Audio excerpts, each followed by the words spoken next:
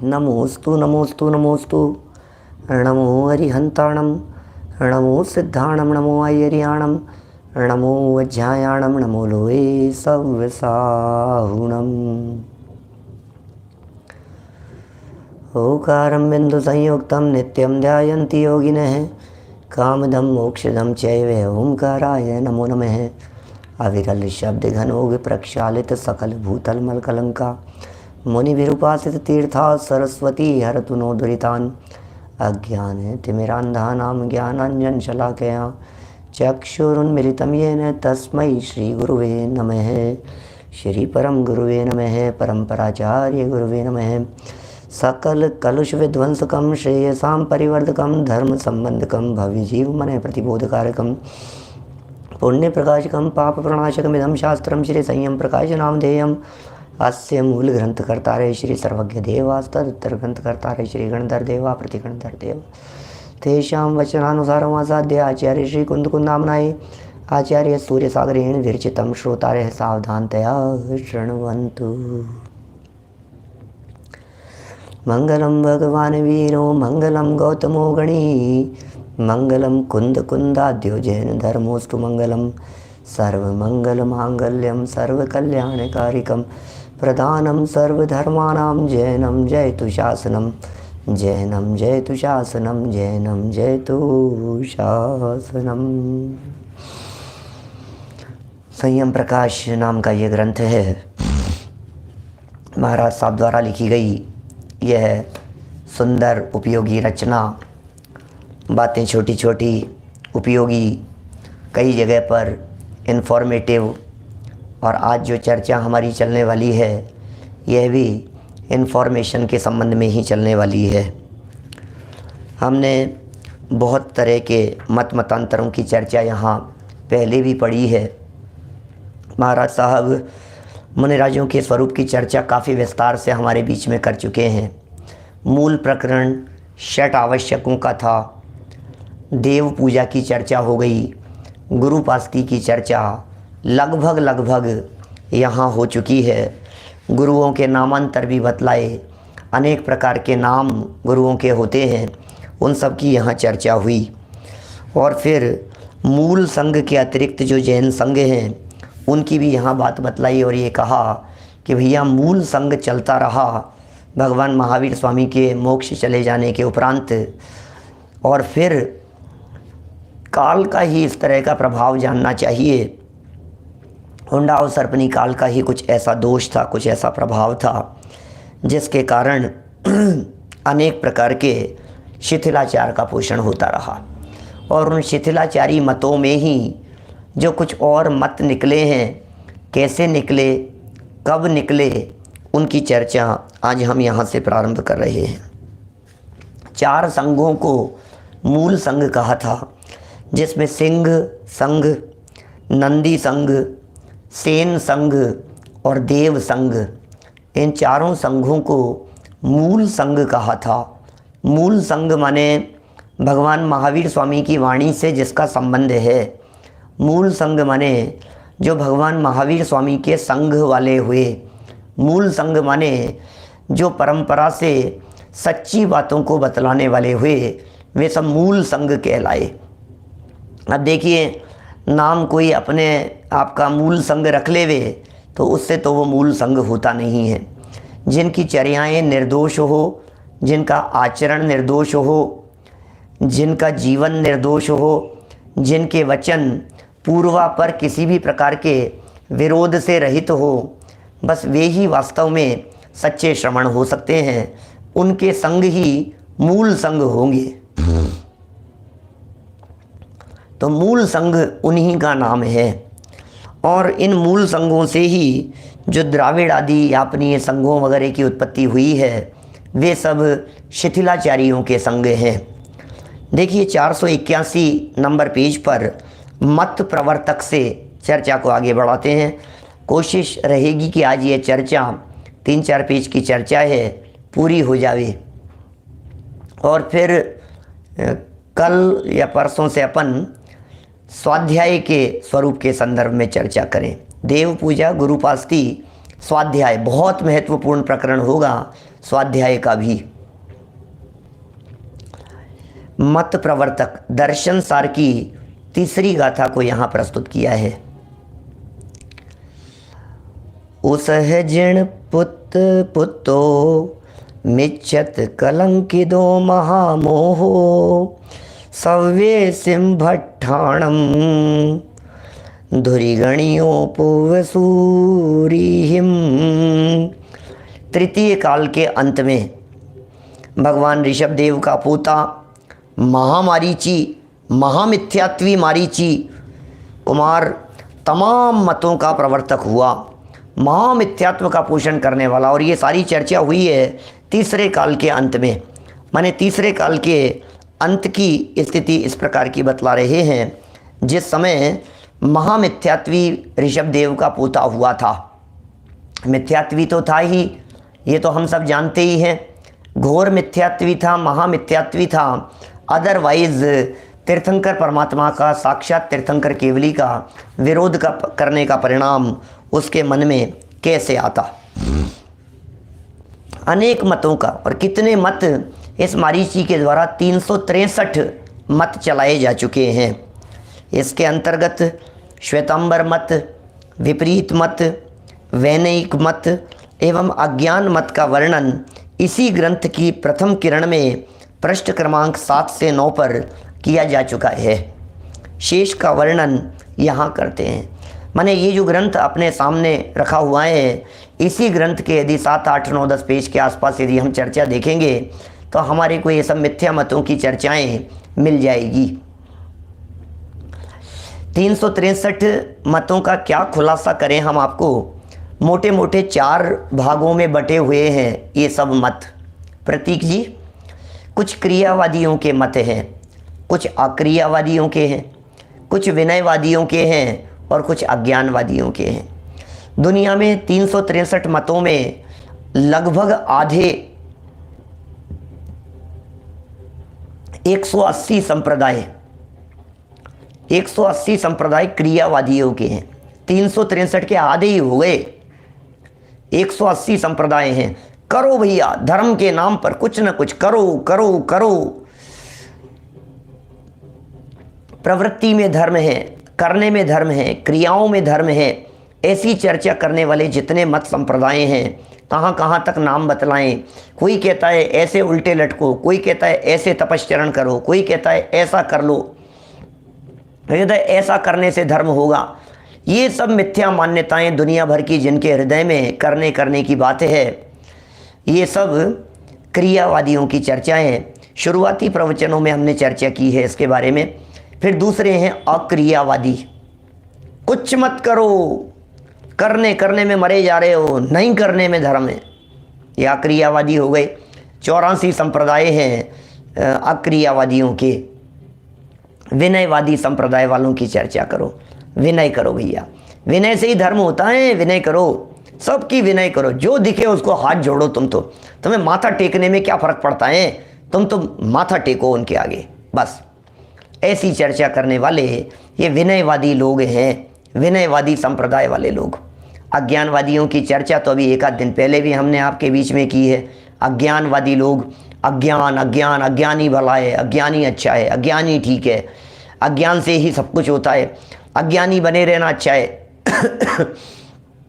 वो सब 67 संप्रदाय हैं अज्ञानवादियों के।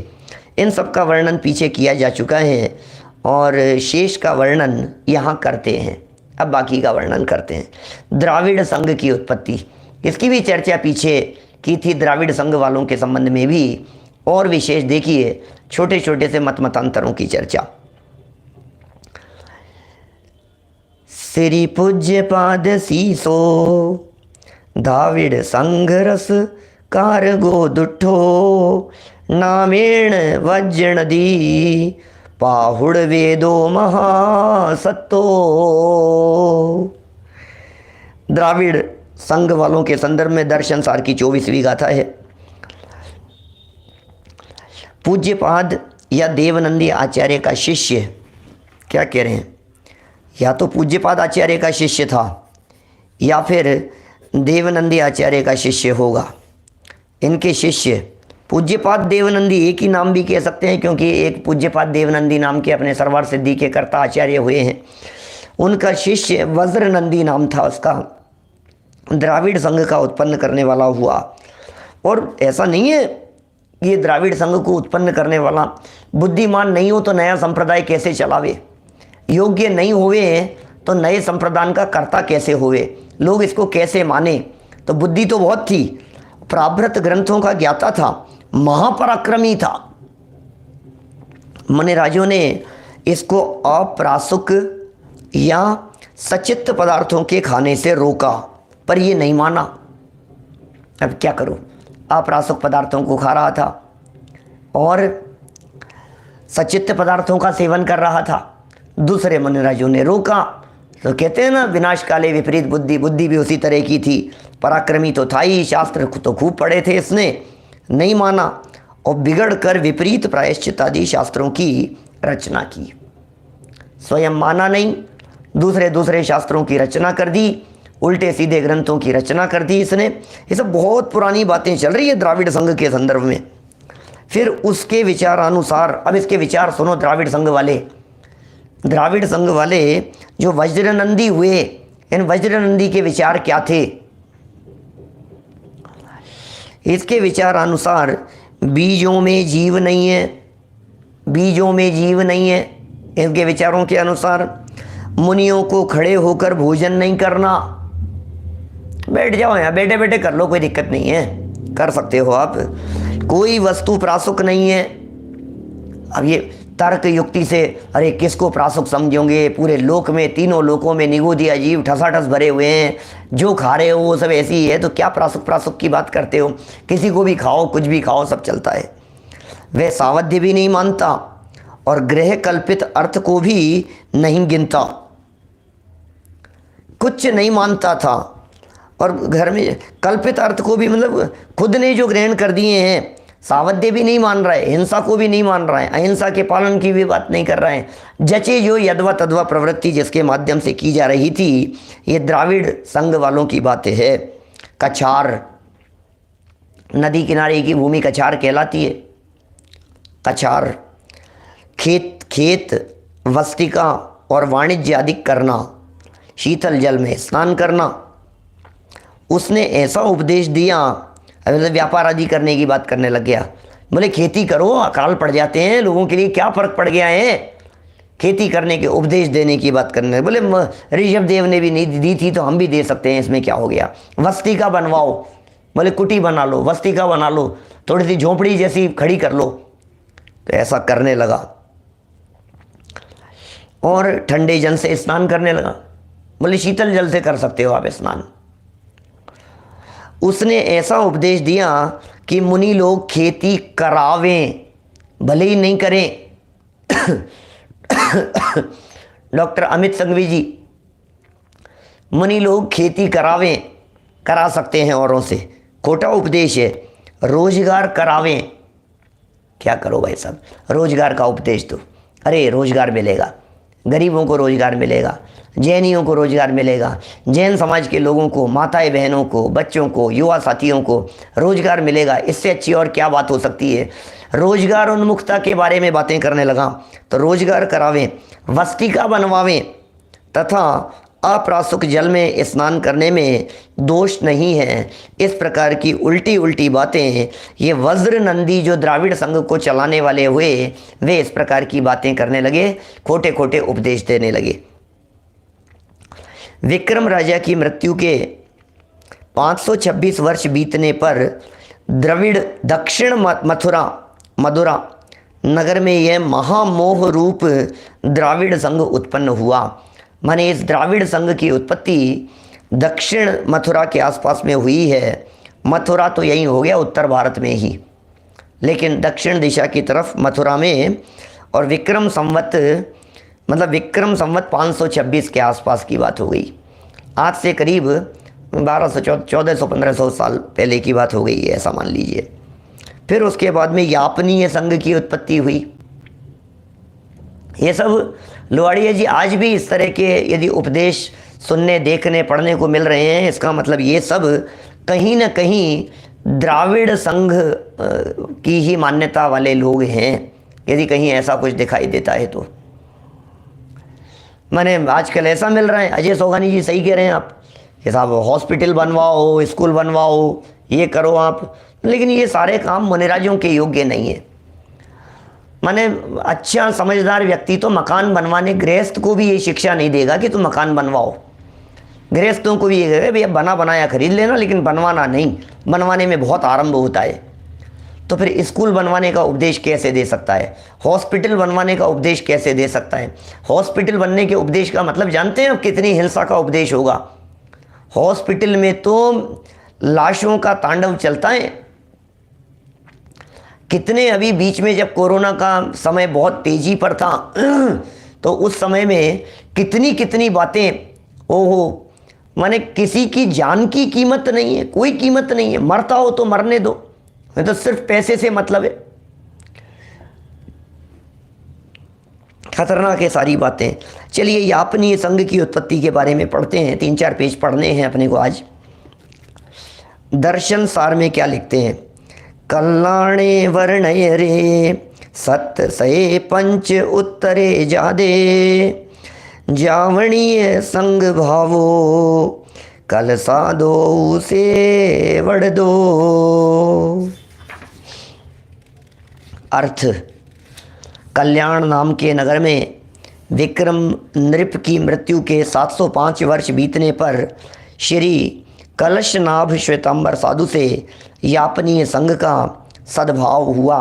ये 3-4 संघ ऐसे हुए जो बड़े खतरनाक, बहुत खतरनाक थे। क्या ये 3-4 संघ, जिसमें काष्ठा संघ हो गया, द्राविड़ संघ हो गया, यापनीय संघ हो गया, ये सब बहुत शिथिलाचार का पोषण करने वाले संघ दिगंबर आमनाय दिगंबर संप्रदाय में भी बीच बीच में पनपते रहे, बढ़ते रहे। थे तो दिगंबर ही, लेकिन उनको क्या दिगंबर कहें, ये सब संघ शिथिलाचार पोषक संघ थे। कैसे कोई मुनिराज उपदेश देवें, अस्पताल का उपदेश कैसे देवें बतलाओ? अप्रासुक औषधियाँ, हिंसा से बनने वाली, कितनी घोर हिंसा से बनने वाले उनके ये इंजेक्शन हैं, कैप्सूल वगैरह हैं, ये वैक्सीन वगैरह भी सब कितनी कितनी हिंसा से बनती है। इन सब का उपदेश हमारे महामुनिराज कैसे दे सकते हैं? लक्ष्मीचंद जी साहब कैसे महामुनिराज इन सब का उपदेश दे सकते हैं? फिर निर्माण करवाओ, फिर कितनी कितनी घोर हिंसा, अभी हम कैसा उसका विस्तार देवें आपको? आप खुद ही विचार कीजिए, एक एक दवाई के बनने में कितनी कितनी प्रोसेस लग रही है, कितनी कितनी प्रोसेस लग रही है एक एक औषधि के बनने में, दवाई के बनने में।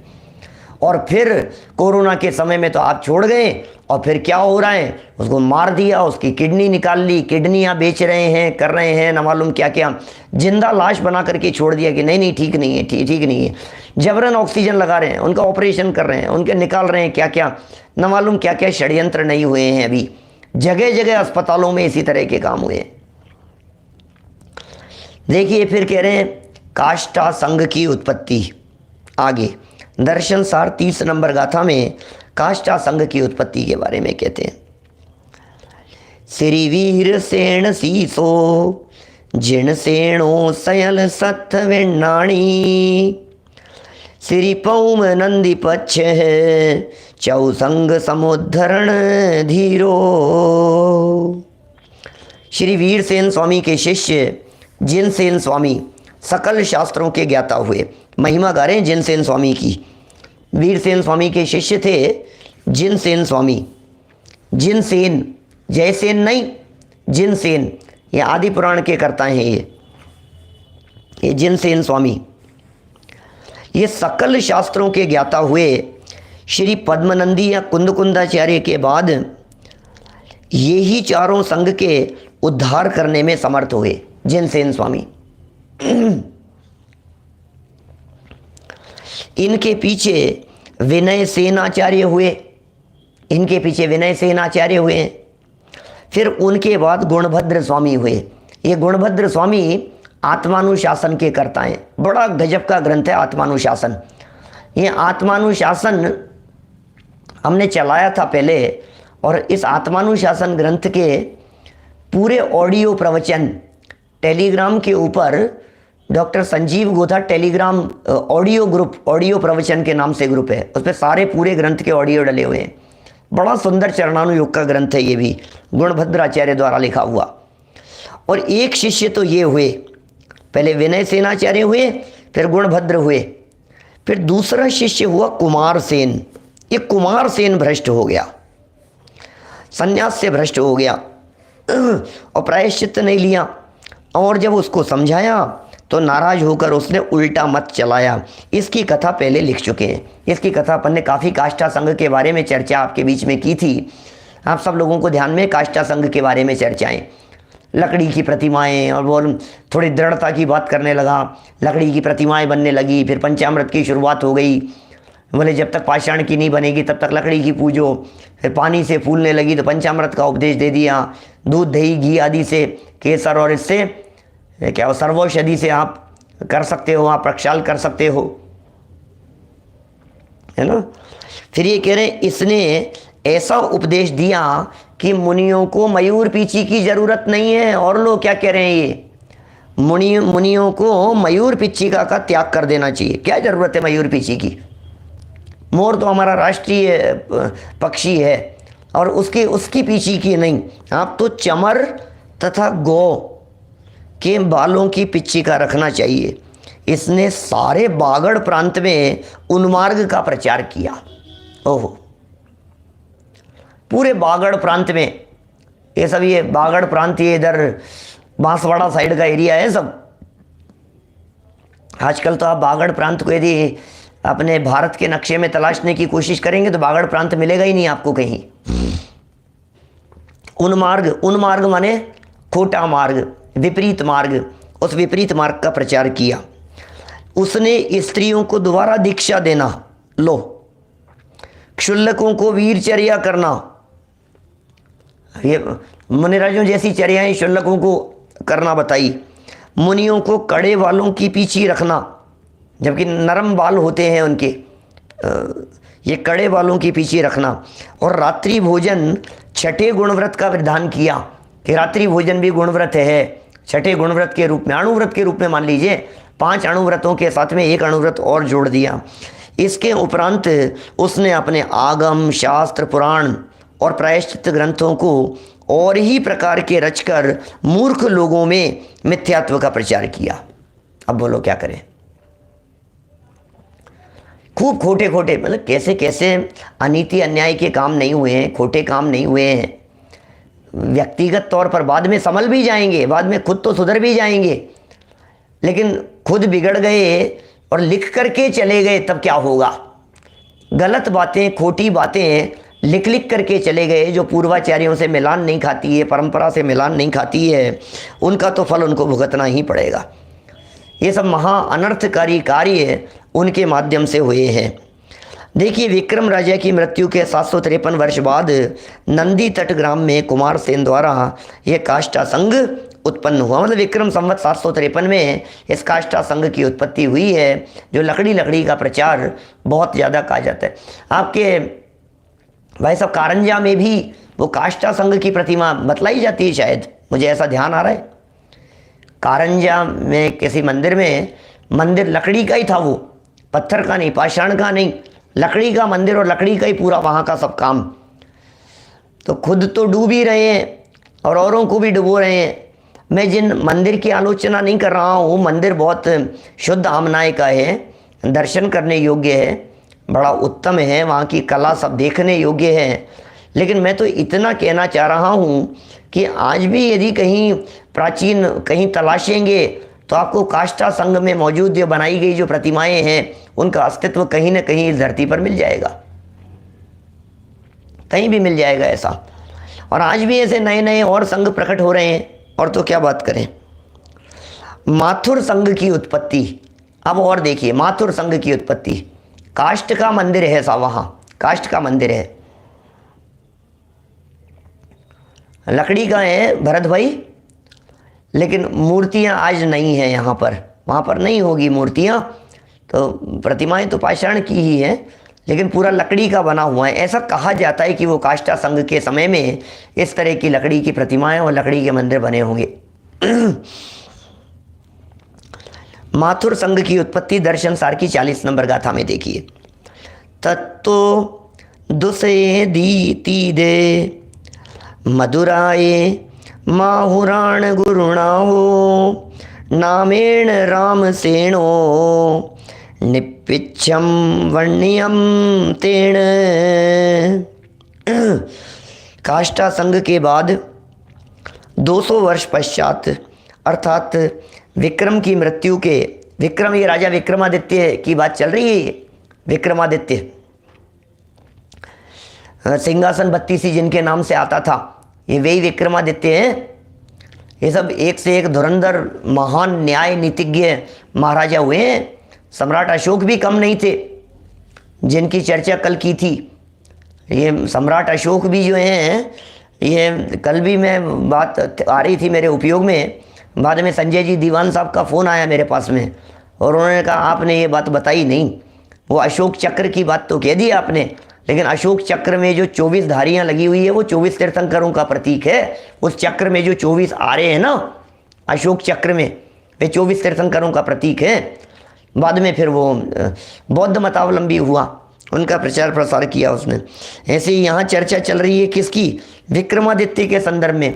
विक्रम की मृत्यु के 953 वर्ष बाद, माने विक्रम संवत 953 की बात कर रहे हैं, 950 वर्ष बाद मथुरा नगरी में माथुर संघ का प्रधान गुरु रामसेन हुआ। ये माथुर संघ जैन संघ है। माथुर संघ माधुरी आगम वाचना भी हुई मथुरा में। ये रामसेन हुआ, उसने निरपिच्छक रहने का मुनियों को उपदेश दिया। लो, अरे बड़े गजब गजब के ऐसे संघ उत्पन्न होते रहे और उन्होंने क्या उपदेश दे दिया? बोले निरपिच्छक रहो, बिना पीछी के रहो। पीछी की क्या जरूरत है? क्या काम है पीछी का? झाड़ू ही तो होती है, मत रखो आप पीछी। ऐसा उपदेश देने लगा। मुनियों को न मोर पीछी की पंखों की पिच्चिका की और न बालों की पिच्चिका की जरूरत है। ऐसा कह इसने पिच्ची सर्वथा ही हटा दी। ये लो साहब, ये मथुरा संघ की बात कर रहे हैं। ये माथुर संघ माथुर संघ ने पीछियों का ही निषेध कर दिया। कैसे कैसे युग आए हैं बीच में, वापस वो तो पुनर्स्थापना हुई, वापस पीछे अपन लोगों ने तो ये बातें ऐसी लग रही है कि अपन ने कभी सुनी ही नहीं हो। सच में ऐसा भी युग आया था, ऐसा भी काल आया था बीच में, ऐसी भी परिस्थितियां बनी थी जब इस तरह के कार्य होने लगे थे। जिन बिंब अपने द्वारा प्रतिष्ठित या अन्य के द्वारा प्रतिष्ठित में न्यूनाधिक भाव में पूजा वंदना करने, ये मेरे गुरु हैं, ये मेरे गुरु नहीं है। अब बोलो पूजन प्रतिष्ठा के अंदर भी इस तरह की बातें हो गई, पूजा प्रतिष्ठा के अंदर भी ऐसी हो गई। क्या कहें, ये सब ये मेरे गुरु नहीं है, ये मेरे गुरु थे, ये ऐसा हुआ, ये ऐसा हुआ। ऐसी जो चर्चाएं हैं, किसी को मानो किसी को नहीं मानो, ये शिष्यों के अंदर श्रावकों में स्नेह आदि रखने की बातें होगी, ये भी सब इन्हीं के द्वारा हैं। इस प्रकार के भाव रखने, अपने गुरु का मान रखना और दूसरे के गुरु का मान भंग करना आदि बहुत सारे उपदेश इन्होंने दिए। ये सब किसकी चर्चा हो गई? ये विक्रम संवत 953 में रामसेन नाम के गुरु हुए। उन्होंने इस तरह की माथुर संघ चला करके इस प्रकार की बातें कही। विक्रमादित्य तो योग्य राजा थे, और जो विक्रम बेताल जो आता था सिंहासन 32 के नाम से, पहले कोई 30 साल पुरानी बातें होगी, बहुत टीवी पर एक सीरियल दूरदर्शन पर चला करता था, माने विक्रम बेताल। अब उनकी जो स्टोरीज हैं अवनीश भाई, अब वो मनगढ़ंत भी हो सकती है, कहानियाँ भी हो सकती है, कुछ सच्ची भी हो सकती है, तो अपन कुछ कह नहीं सकते उसके संबंध में। जनागम का प्रथमानुयोग तो है नहीं, अब सो जैसा हो सो हो, है ना। तो इस तरह से गुरुओं का मान भंग करना, अपने गुरु के मान को रखना और दूसरे के गुरु का मान भंग कर देना। नहीं, ये मेरे गुरु हैं भाई साहब, मेरे गुरु श्रेष्ठ हैं, मेरे गुरु श्रेष्ठ हैं, मेरे ही गुरु महान हैं, तुम्हारे गुरु में क्या दम है।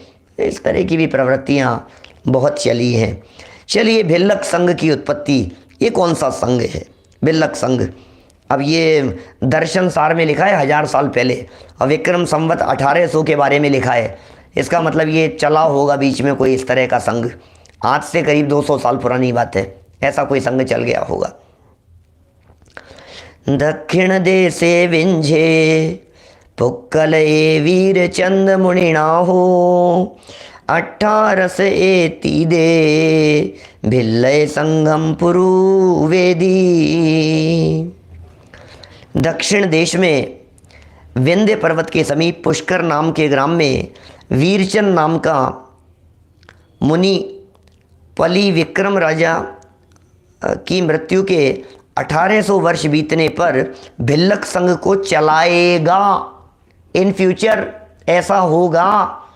अब विक्रमादित्य को मरे हुए 1800 वर्ष बीत चुके हैं।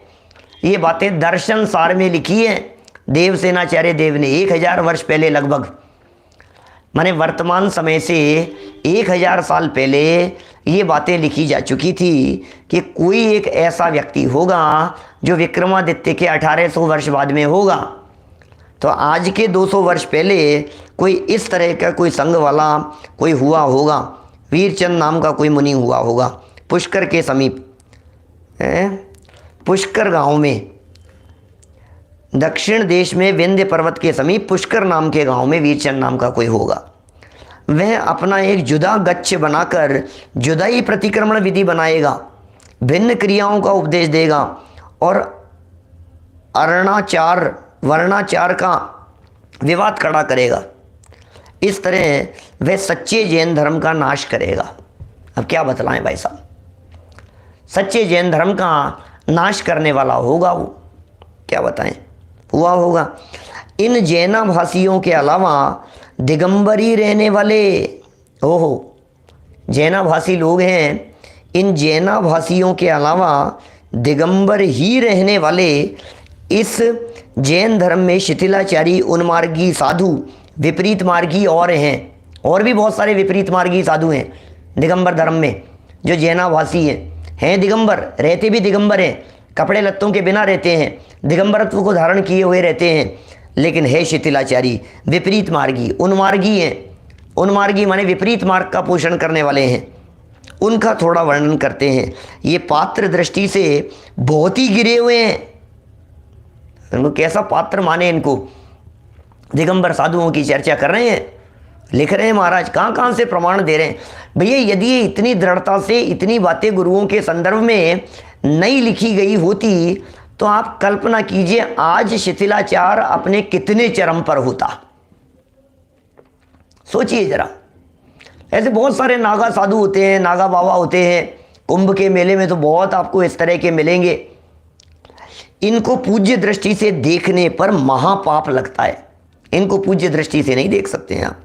उनका यहाँ पर किंचित दिग्दर्शन कराया जाता है, थोड़ा बहुत दिग्दर्शन उनके संबंध में कराया जाता है, जिनको जैन सिद्धांत पार्श्वस्थ शिथिलाचारी कहता है। पार्श्वस्थ शिथिलाचारी हैं। जैन सिद्धांतों में उन्हें पार्श्वस्थ मुनि कहकर के पुकारा है, शिथिलाचारी मुनि कहकर के पुकारा है। उनको भी थोड़ा दिग्दर्शन कराते हैं, उनका भी। जो जैन गुरुपने के घमंड में चकचूर परंतु जैन नहीं, वे वैयावृत्य करने योग्य नहीं है।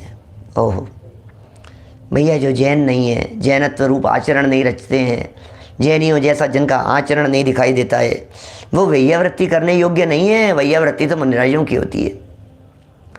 अपन लोग भी भाई साहब संजय जी, अपन लोग भी उसी धर्म को मान लेते यदि वर्तमान समय में अपने को ऐसे गुरुदेव श्री जैसे महापुरुषों का योग नहीं मिलता तो क्या होता बोलो, हमारी भी क्या हालत होती।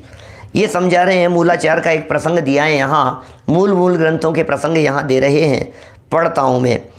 पांसथो ये कुशीलो संसत्तो सन्न मिग चरे तो ये दंसन नाण चरिते अणियुत्ता मंद संवेगा।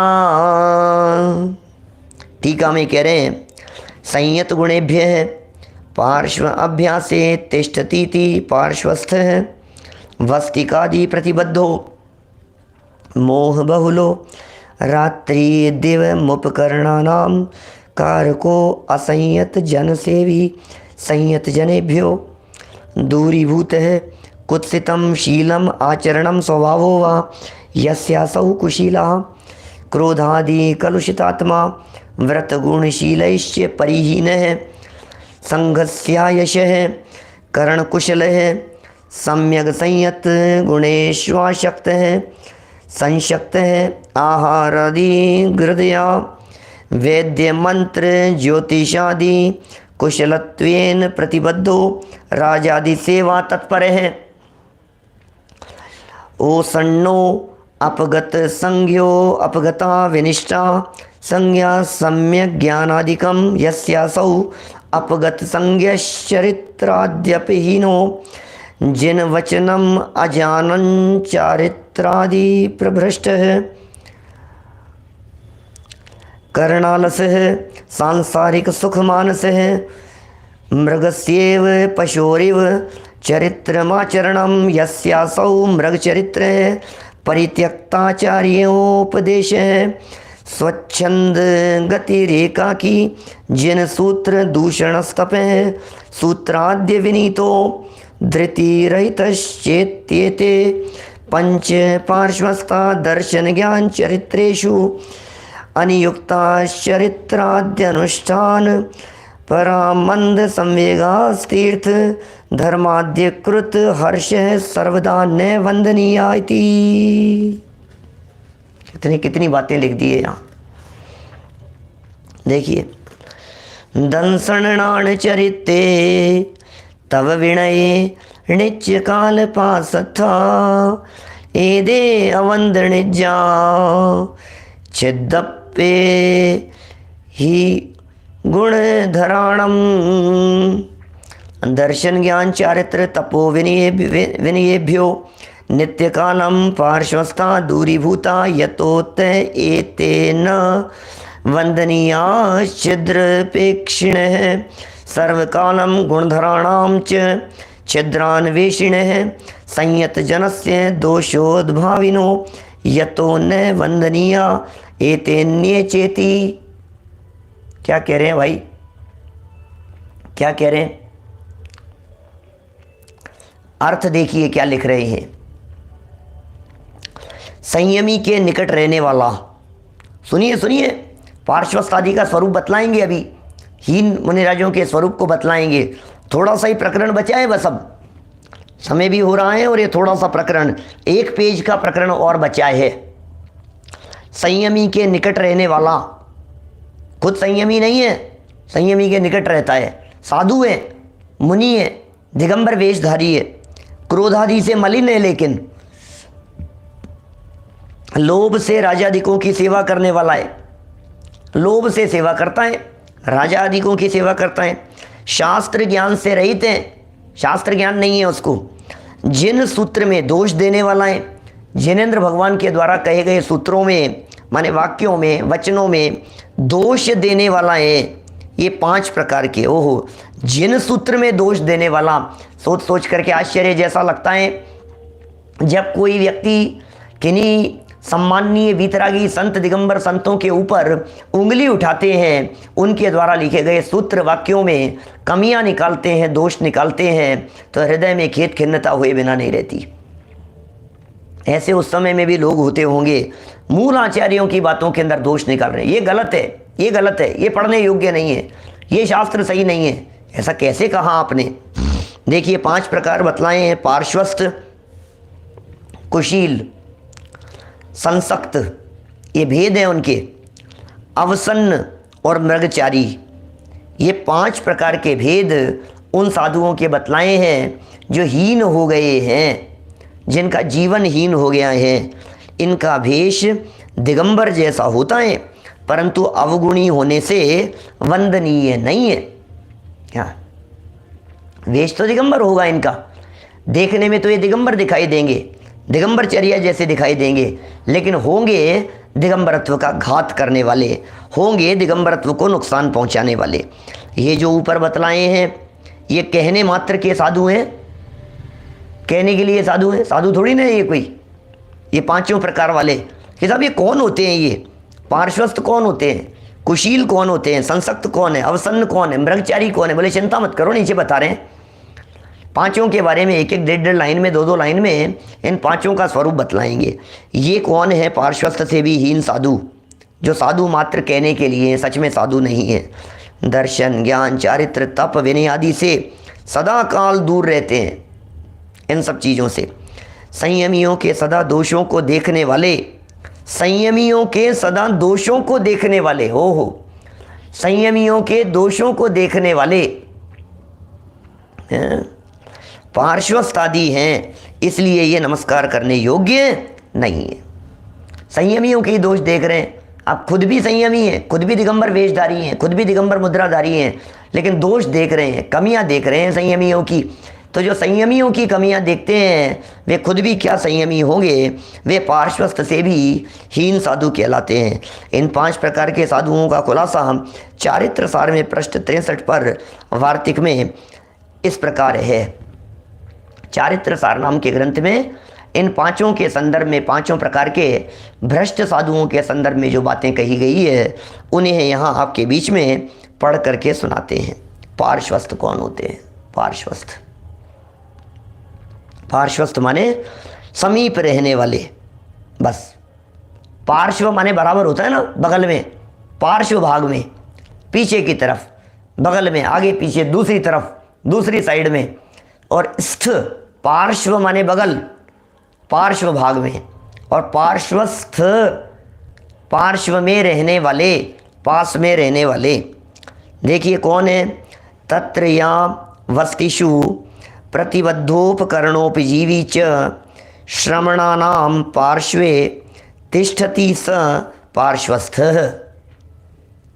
अर्थ, वस्तिका के विषय प्रतिबद्ध कहिए, अपना कर रहे हैं, लो वस्तिका के प्रति प्रतिबद्ध हो गए हैं, पार्श्वस्थ की बात कर रहे हैं। ऐसा भी कह सकते हैं, मुनिराजों के समीप रह रहे हैं, साधुओं के समीप रह रहे हैं, ऐसा भी कह सकते हैं। जंगल के समीप रह रहे हैं, ऐसा भी कह सकते हैं। क्योंकि ये सब देवसेनाचारी जो है ना, गुणभद्र स्वामी, जिनका भी नाम उल्लेख किया था आत्मानुशासन के रूप में, वे कहते हैं नगर के समीप आप आकर के रहने लग गए, ये पार्श्वस्थ कहलाएंगे। और उपकरणों का संग्रह करने लग गए। अब अभी तो ये पीचियाँ ज़्यादा मिल रही है, मोर के पंख ज़्यादा मिल रहे हैं, एक काम करो, एक की जगह 2 पीची बना लो, फिर आगे काम आ जाएगी। ऐसी संग्रह वृत्ति, उनको सुधारे, उपकरण वगैरह को सुधारे, उनसे आजीविका करें, तथा महामुनियों के पास में रहे, मुनिराजों के पास में रहने लगे, सो पार्श्वस्थ हैं। ऐसे मुनिराजों को पार्श्वस्थ मुनिराज कहेंगे। फिर कुशील मुनिराज कौन है? ये कुशील कोई कुशील पाप के अर्थ में नहीं है, ये कुशील का अर्थ ये है जो मलिन है, जिनका शील क्रोध आदि कषायों की वजह से मलिनता को प्राप्त हो गया है, वे कुशील कहलाते हैं। क्रोधादि कषाय कलुषतात्मा व्रतगुणशीलई परिहीन है, संघस्या विनयकारी कुशील है।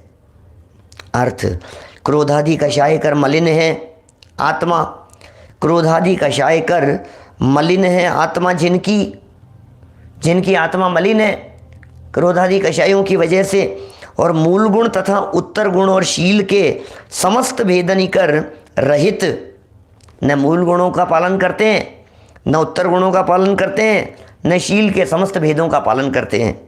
संग का अभिनय करने वाले ही कुशील हैं। ये संग का अभिनय करते हैं, ये संग का अपमान करते हैं, रहते होंगे संग में, पार्श्वस्थ की तरह संग के नज़दीक रहते होंगे, हैं दिगंबर वेशधारी, है मुनि मुद्राधारी, देखने में तो बिल्कुल स्पष्ट लगता है, अरे ये तो मुनि है, अरे तो अपने साधु हैं, ये तो अपने साधु हैं, तो देखने वाला व्यक्ति धोखे में आ जावे, ऐसा यहाँ कह रहे हैं।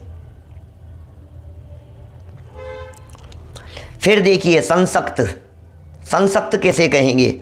बोले वैद्य मंत्र ज्योतिष कोपजीवी राजादि सेवक संसक्त है। ओ हो क्या क्या कह रहे हैं? वैद्य मंत्र ज्योतिष कोपजीवी राजादि सेवक है संसक्त हैं। होते हैं क्या इस तरह के मुनि महाराज? ऐसे मुनि महाराज होते हैं क्या जो मंत्र तंत्र में लगे रहते हैं? ऐसे मुनि महाराज होते हैं क्या जो ज्योतिष विद्या वगैरह में लगे रहते हैं? ऐसे होते हैं क्या जो आजीविका के अंदर लगे रहते हैं? ऐसे होते हैं क्या जो राजाधिकों की सेवा में लगे रहते हैं? ऐसे महाराज हैं? सोचिए जरा, माने तंत्र मंत्र विद्या आडंबर टोना टाटका दावी इन इन चीज़ों में जो लगे रहते हैं, और जगत के जीव भोले बेचारे, उन्हें लगता है कि और महाराज ने अपने हाथ से मेरे हाथ में कलावा बांध दिया तो बस धन्य हो गया मैं तो। उन्होंने अपने हाथ से बांधा है। उन्होंने कैसे वात्सल्य बांटते हैं भाई, वात्सल्य की मूर्ति दिखाई देते हैं भैया। वैद्य, वे वैद्य जी हैं, वैद्य वैद्य विद्या और मंत्र विद्या, मंत्र विद्या के पारंगत है। तुम्हें मंत्र तंत्र से क्या लेना देना, क्या काम है, क्या झमेले, मंत्र तंत्रों में क्या उलझते हो बतलाओ। दुनिया में कोई मंत्र ऐसा नहीं है जो मंत्र आत्म सिद्धि करा देने में समर्थ हो। दुनिया में कोई मंत्र ऐसा नहीं है जो मंत्र इस जीव को मुक्ति की प्राप्ति करा देवे। दुनिया में कोई मंत्र ऐसा नहीं है जिस मंत्र के जाप करने से मोक्ष की प्राप्ति हो जावे। दुनिया में कोई ग्रंथ मंत्र ऐसा नहीं है जिस मंत्र की साधना करने से आत्मोन्नति हो। दुनिया में कोई मंत्र ऐसा नहीं है जिस मंत्र की साधना और सिद्धि करने से अतीन्द्रिय आनंद का रसास्वादन हो। ऐसे कोई मंत्र मिलेंगे क्या? दुनिया में जितने भी मंत्र मिलेंगे वो सब लौकिक चीज़ों के लिए मिलेंगे।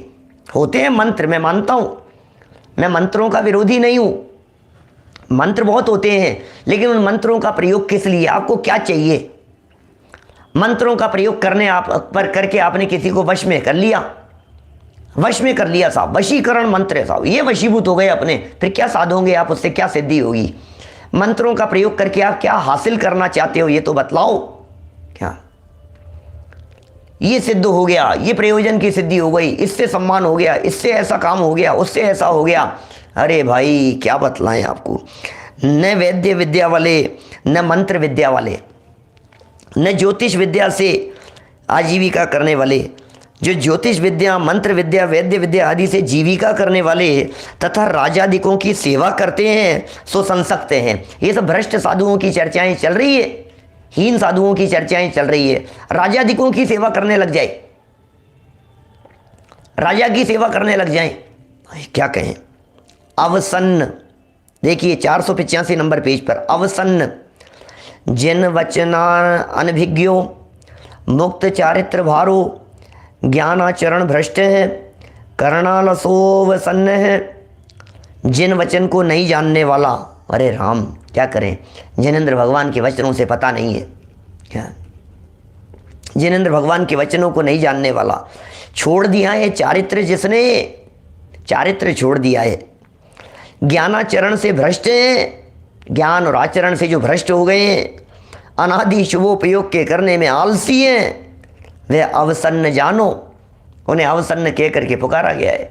शुभाचरण अनादि काल से उसको करने में आलसी हैं, प्रमादी हैं, शुभाचरण में अटक गए हैं या शुभाचरण भी नहीं कर रहे हैं, शुभाचरण से भी दूर हो गए हैं, ऐसे अवसन्न जानो। चलिए मृगचारी कौन है, अंतिम भेद पढ़ते हैं। मृगचारी कौन है? त्यक्त गुरुकुल एकाकित्वेन स्वच्छंद विहारी, जिन वचन दूष को मृग चारित्र है स्वच्छंद इतिवा। ओ, एकाकी साधुओं का निषेध कर रहे हैं, एकल विहारी साधुओं के बारे में। जो साधु अकेले रहते हैं, जो एकल विहारी, वर्तमान में इस पंचम काल में इतनी योग्यता नहीं होती है कि कोई साधु, कोई मुनिराज एकल विहारी होकर के रह सके, अकेले रह सके। संघ में रहेंगे तभी सुरक्षित रह पाएंगे, संघ से बाहर हो गए भ्रष्ट होने की संभावनाएं 90% तक हो गई है, भ्रष्ट होने की संभावनाएं। इसलिए इस महान निकृष्ट खोटे पंचम काल में किसी भी साधु को एकाकी विचरण करने के लिए आगम अनुमति नहीं देता, आगम ऐसी अनुमति नहीं देता। अभी तो बीच में शास्त्री परिषद के माध्यम से निकाला था, इस तरह का बहुत फरमान जारी किए थे साधुओं के संदर्भ में, एकल विहारी साधुओं को नहीं रहना चाहिए। और समाज को भी ये चाहिए कि एकल विहारी साधुओं को हम हमारे यहाँ स्थान प्रदान नहीं करेंगे, एकल विहारी नहीं होनी चाहिए, संग होना चाहिए उनके साथ में। देखिए ये कह रहे हैं, त्याग दिया है गुरुकुल जिसने और एकाकीपना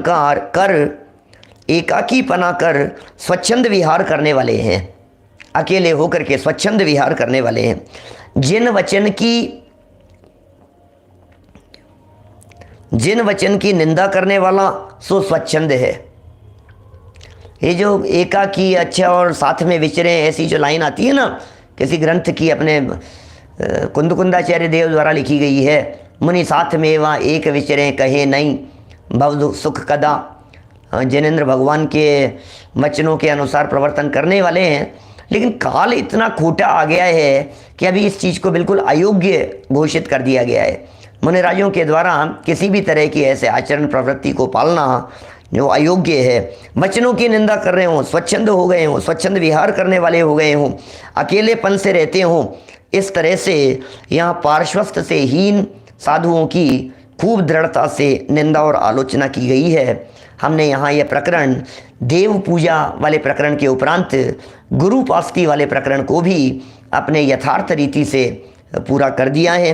अब ये स्वाध्याय वाला प्रकरण प्रारंभ हो रहा है, जिसकी चर्चा हम यथा समय करेंगे। अभी की बात को हम यहीं विराम देते हैं।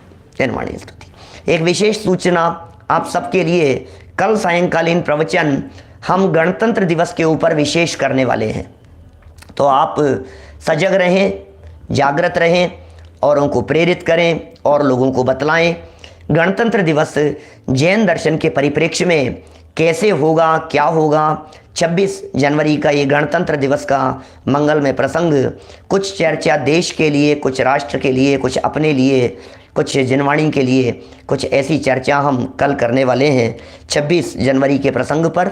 सो आप जागृत रह करके उस चर्चा का कल लाभ लेवें। कल सायंकालीन चर्चा में परसों से स्वाध्याय की चर्चा को हम यथावत आगे बढ़ाएंगे। जनवाणी स्तुति।